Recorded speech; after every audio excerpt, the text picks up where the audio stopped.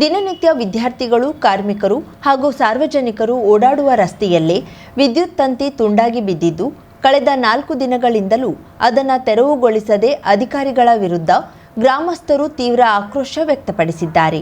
ಕರ್ವರ ತಾಲೂಕಿನ ಗೋಟೆಗಾಳಿ ಪಂಚಾಯತ್ ವ್ಯಾಪ್ತಿಯ ಕೋಟೆ ಗ್ರಾಮದಲ್ಲಿ ಈ ಅಪಾಯಕಾರಿ ಪರಿಸ್ಥಿತಿ ನಿರ್ಮಾಣವಾಗಿದೆ.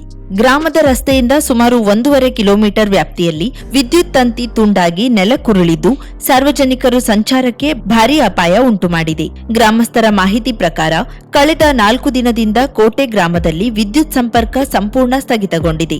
ರಸ್ತೆ ಮಧ್ಯೆ ಬಿದ್ದಿರುವ ತಂತಿಯನ್ನ ತೆರವುಗೊಳಿಸುವುದಕ್ಕೂ ಹಾಗೂ ಗ್ರಾಮಕ್ಕೆ ಮರು ವಿದ್ಯುತ್ ಸಂಪರ್ಕ ಕಲ್ಪಿಸುವುದಕ್ಕೂ ಸಂಬಂಧಿಸಿದಂತೆ ಹೆಸ್ಕಾಂ ಹಾಗೂ ಗ್ರಾಮ ಪಂಚಾಯತ್ಗೆ ಹಲವು ಬಾರಿ ಮಾಹಿತಿ ನೀಡಿದ್ರೂ ಯಾವುದೇ ಕ್ರಮ ಕೈಗೊಳ್ಳಲಾಗಿಲ್ಲ ಎಂದು ಆರೋಪಿಸಿದ್ದಾರೆ. ಸುಮಾರು 80 ಕುಟುಂಬಗಳು ವಾಸಿಸುವ ಕೋಟೆ ಗ್ರಾಮವು ಗೋಟೆಗಾಳಿ ಪಂಚಾಯತ್ ಕೇಂದ್ರದಿಂದ ಸುಮಾರು 9 ಕಿಲೋಮೀಟರ್ ದೂರದಲ್ಲಿದೆ. ಪ್ರತಿದಿನ ಶಾಲಾ ವಿದ್ಯಾರ್ಥಿಗಳು, ಕೂಲಿ ಕಾರ್ಮಿಕರು ಹಾಗೂ ಗ್ರಾಮಸ್ಥರು ಇದೇ ರಸ್ತೆಯಲ್ಲಿ ಸಂಚರಿಸಬೇಕಾದ ಅನಿವಾರ್ಯತೆ ಎದುರಿಸುತ್ತಿದ್ದಾರೆ. ಆದರೆ ರಸ್ತೆಯಲ್ಲೇ ಬಿದ್ದಿರುವ ವಿದ್ಯುತ್ ತಂತಿ ದಾಟುವುದೇ ಇದೀಗ ಸವಾಲಿನ ಕೆಲಸವಾಗಿದ್ದು ಗ್ರಾಮಸ್ಥರು ಭಯಭೀತರಾಗಿದ್ದಾರೆ.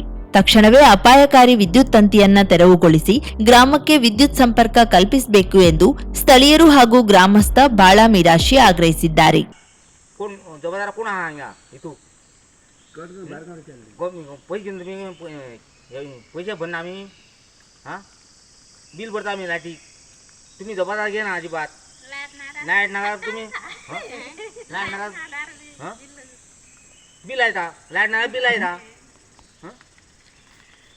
बिल बरोबर घट्ट मारे येता जाऊन बिल काढू साईडीन काढू जाणं तुमच्यानं हां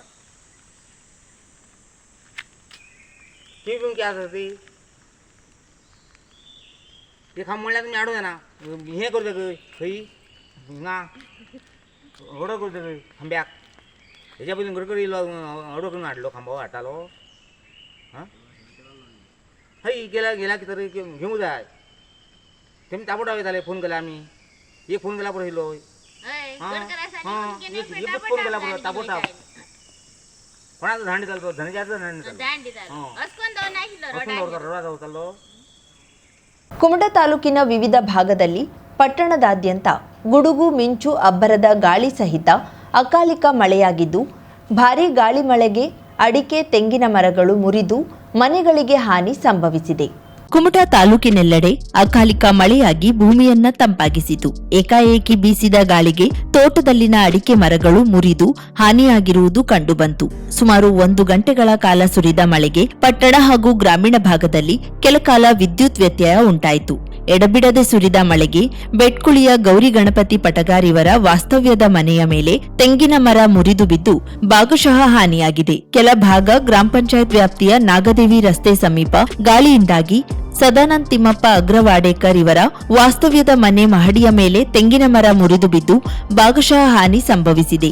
ಮೊರಬದ ಯಾದವ್ ದಾನು ಹಳ್ಳೇರ ಇವರ ವಾಸ್ತವ್ಯದ ಮನೆ ಹತ್ತಿರ ವಿದ್ಯುತ್ ಕಂಬಕ್ಕೆ ಸಿಡಿಲು ಬಡಿದು ಬೃಹತ್ ಮರ ಮನೆಯ ಮೇಲೆ ಬಿದ್ದು ಭಾಗಶಃ ಹಾನಿಯಾಗಿದೆ. ಗೋಕರ್ಣದ ಚಿನ್ನದಕೇರಿಯ ರಮೇಶ್ ಲಂಬೋದರ್ ಆಚಾರಿ ಅವರ ವಾಸ್ತವ್ಯದ ಮನೆ ಸಮೀಪ ಪ್ರತ್ಯೇಕವಾಗಿ ನಿರ್ಮಿಸಿರುವ ಶೌಚಾಲಯದ ಮೇಲೆ ಅತ್ತಿ ಮರದ ಟೊಂಗೆ ಮುರಿದು ಬಿದ್ದು ಶೌಚಾಲಯಕ್ಕೆ ಹಾನಿ ಸಂಭವಿಸಿದೆ. ಇನ್ನು ಹೆಗಡೆ ಗ್ರಾಮ ಪಂಚಾಯತ್ ವ್ಯಾಪ್ತಿಯ ಮಚಗೋಣ ಗ್ರಾಮದಲ್ಲಿ ಸಿಡಿಲು ಬಡಿದು ಮನೆಗೆ ಹಾನಿಯಾಗಿದೆ. ಮಚಗೋಣ ಗ್ರಾಮದ ತಿಮ್ಮಪ್ಪ ಜಟ್ಟಿ ಪಟಗಾರ್ ಮನೆಗೆ ಸಿಡಿಲು ಬಡಿದು ಅಂದಾಜು 60,000 ರೂಪಾಯಿ ನಷ್ಟ ಉಂಟಾಗಿದೆ. ತಿಮ್ಮಪ್ಪ ಪಟಗಾರ್ ಎಂಬುವವರ ಮನೆಗೆ ಸಿಡಿಲು ಬಡಿದು ವಿದ್ಯುತ್ ಸಂಪರ್ಕದ ಮೀಟರ್ ಬೋರ್ಡ್ ಸುಟ್ಟು ಹೋಗಿದ್ದು ಮನೆಯ ಗೋಡೆ, ನೆಲಗಳು ಬಿರುಕು ಬಿಟ್ಟಿದೆ. ಮನೆಯ ಗೋಡೆಗಳಿಗೆ ಬಿರುಕು ಕಾಣಿಸಿದ್ದು ವೈರಿಂಗ್ ಹಾಗೂ ಮಿಕ್ಸರ್, ರೆಫ್ರಿಜರೇಟರ್, ಟಿವಿ, ಎಲೆಕ್ಟ್ರಿಕಲ್ ಸಾಮಗ್ರಿಗಳು ಸಂಪೂರ್ಣ ಸುಟ್ಟು ಹೋಗಿದೆ. ಮನೆ ಎದುರು ನಿಲ್ಲಿಸಿಟ್ಟ ಬೈಕ್ಗಳಿಗೂ ಸಿಡಿಲು ಅಪ್ಪಳಿಸಿ ಹಾನಿಯುಂಟಾಗಿದೆ. ಅದೃಷ್ಟವಶಾತ್ ಮನೆ ಮಂದಿ ಪ್ರಾಣಾಪಾಯದಿಂದ ಪಾರಾಗಿದ್ದಾರೆ. ಆಧಾರ್, ರೇಷನ್ ಹಾಗೂ ಮತದಾರರ ಕಾರ್ಡ್ಗಳನ್ನು ಮತದಾರರ ಪಟ್ಟಿಯ ವಿಶೇಷ ತೀವ್ರ ಪರಿಷ್ಕರಣೆಯಲ್ಲಿ ದಾಖಲೆಯಾಗಿ ಪರಿಗಣಿಸಿಲ್ಲ. ಇದರಿಂದಾಗಿ ಜನಸಾಮಾನ್ಯರು ತಮ್ಮ ಮತ ಚಲಾಯಿಸಲಾಗದೆ ಸಾಂವಿಧಾನಿಕ ಹಕ್ಕಿನಿಂದ ವಂಚಿತರಾಗಿದ್ದು, ಎಸ್ಐಆರ್ ರದ್ದುಪಡಿಸಲು ಹೋರಾಟಗಳು ರೂಪುಗೊಳ್ಳಬೇಕಿದೆ ಎಂದು ಹೋರಾಟಗಾರ, ರಾಜಕೀಯ ಚಿಂತಕ ಡಾಕ್ಟರ್ ಕೆ. ಪ್ರಕಾಶ್ ಕರೆ ನೀಡಿದರು. ಅವರು ಮತದಾರರ ಪಟ್ಟಿಯ ತೀವ್ರ ಪರಿಷ್ಕರಣೆಯಿಂದ ಜನರ ಮೇಲಿನ ಪರಿಣಾಮದ ಕುರಿತು ಸಮಾನ ಮನಸ್ಸಿನ ಪ್ರಗತಿಪರ ಸಂಘಟನೆಗಳು ದಾಂಡೇಲಿಯಲ್ಲಿ ಸಂಘಟಿಸಿದ ಸಂವಾದ ಸಭೆಯಲ್ಲಿ ಮಾತನಾಡುತ್ತಿದ್ರು. ಅನಕ್ಷರಸ್ಥರು, ದೇವದಾಸಿ ಮಕ್ಕಳು, ಭೂರಹಿತರು, ಕೃಷಿ ಕೂಲಿಕಾರರು, ಅರಣ್ಯ ಒತ್ತುವರಿದಾರರು, ಮಹಿಳೆಯರು, ಆದಿವಾಸಿಗಳು, ದಲಿತರು ಮತ್ತು ಅಲ್ಪಸಂಖ್ಯಾತರು, ಸರ್ಕಾರಿ ನೌಕರರಲ್ಲದವರು ಎಸ್ಐಆರ್ಗೆ ದಾಖಲೆ ಹೊಂದಿಸಿಕೊಡಲಾಗದೆ ತಮ್ಮ ಪ್ರಜಾಪ್ರಭುತ್ವ ಹಕ್ಕುಗಳಿಂದ ವಂಚಿತರಾಗುತ್ತಾರೆ. ಮುಖ್ಯ ಚುನಾವಣಾ ಆಯೋಗದ ಆಯುಕ್ತರನ್ನ ನೇಮಿಸಲು ಇರುವ ಈವರೆಗಿನ ನಿಯಮಾವಳಿಗಳನ್ನ ತಿದ್ದುಪಡಿ ಮಾಡಿ ಸ್ವಾಯತ್ತ ಸ್ವರೂಪವನ್ನ ಕಸಿದುಕೊಂಡು ಕೈಗೊಂಬೆಯ ಹಂತಕ್ಕೆ ಇಳಿಸಲಾಗಿದೆ. ನ್ಯಾಯಾಂಗದಲ್ಲೇ ಅನ್ಯಾಯವಾದ್ರೆ ಯಾರಿಗೆ ದೂರು ಕೊಡುವುದು? ಎಸ್ಐಆರ್ ಪರಿಣಾಮದಿಂದ ಜನತೆಯ ಹಕ್ಕು ರಕ್ಷಿಸಲು ಎಸ್ಐಆರ್ ರದ್ದುಪಡಿಸಲು ಆಗ್ರಹಿಸುವ ಹೋರಾಟಗಳನ್ನು ಸಂಘಟಿಸಬೇಕು ಮತ್ತು ಮತದಾರರ ಪಟ್ಟಿಯಿಂದ ತಪ್ಪಿ ಹೋಗದಂತೆ ಪ್ರಾಯೋಗಿಕ ಆಯಾಮವನ್ನ ತಿಳಿಸುವ ಜಾಗೃತಿ ಮೂಡಿಸುವ ಕೆಲಸವಾಗಬೇಕು ಎಂದರು. ನಿಮ್ಮ ಹಳೆ ಮತದಾರರ ಪಟ್ಟಿ ಯಾವುದು ಲೆಕ್ಕಕ್ಕೆ ಬರೋಲ್ಲ. ಈ ಹಿಂದಿನ ಚುನಾವಣೆಯನ್ನ ವೋಟ್ ಹಾಕಿದೀವಿ, ನಮ್ಮ ವೋಟರ್ ಲಿಸ್ಟ್ ಅಲ್ಲಿ ಇದೆ, ಯಾವುದು ಲೆಕ್ಕಕ್ಕೆ ಬರೋಲ್ಲ. ಹೀಗಾಗಿ ಸಂಪೂರ್ಣವಾಗಿ ಹೊಸತಾದಂತ ಮತದಾರರ ಪಟ್ಟಿಯನ್ನ ತಯಾರು ಮಾಡೋದನ್ನೇ ಎಸ್ಐಆರ್. ಸಾಮಾನ್ಯ ರೀತಿ ಒಳಗಡೆಯಲ್ಲಿ ಹೊಸದಾಗಿ ಮತ್ತೆ ಎಲ್ಲವೂ ಫ್ರೆಶ್ ಆಗಿ ಮಾಡೋದ್ರ ಸಮಸ್ಯೆ ಏನಿರಲಿಲ್ಲ. ಆದ್ರೆ ಅವ್ರು ಮಾಡ್ಲಿಕ್ಕೆ ಕೊಟ್ಟಿರೋ ವಿಧಾನದಲ್ಲಿ ಈಗ ಗಂಭೀರವಾದಂತಹ ಸಮಸ್ಯೆಗಳು ಬಂದ್ಬಿಟ್ಟಿದ್ದಾರೆ. ಅದು ನಮ್ಮೆಲ್ಲರಿಗೂ ಬಾಧಿಸ್ತಾ ಇರುವಂತ ಈ ಎಸ್ಐಆರ್ ಮಾಡೋದು ವಿಚಾರದಲ್ಲಿ ಈಗ ನಮಗೆ ರೆಪ್ರೆಸೆಂಟೇಷನ್ ಆಫ್ ಪೀಪಲ್ಸ್ ಆಕ್ಟ್ ಅಂತ ಹೇಳಿ ಒಂದಿದೆ, ಜನತಾ ಪ್ರಾತಿನಿಧ್ಯ ಕಾಯ್ದೆ 1950 ಅಂತ ಹೇಳಿ. ಹಾಗೇನೆ ಭಾರತದ ಚುನಾವಣಾ ಆಯೋಗಕ್ಕೆ ಸಂಬಂಧಪಟ್ಟಂತ ಕಾಯ್ದೆಗಳೆಲ್ಲ ಇದ್ದಾವೆ.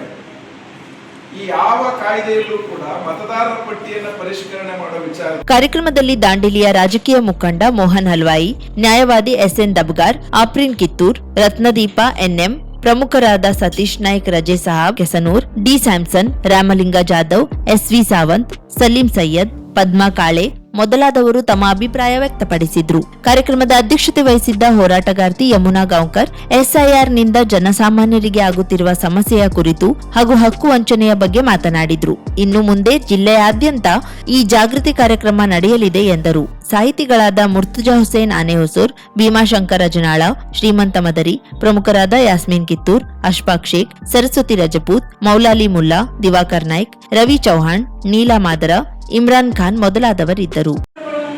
ನಾವಲ್ಲಿ ಪ್ರಶ್ನೆ ಮಾಡ್ತೇವೆ, ಒಂದು ಕೋರ್ಟು ತೀರ್ಪನ್ನು ಸರಿಯಾಗಿ ಕೊಡ್ಲಿಲ್ಲ ಅಂತ ನಮ್ಗೆ ಅನಿಸಿದ್ರೆ ನಾವು ಹೈಯರಿಗೆ ಹೋಗ್ತೀವಿ.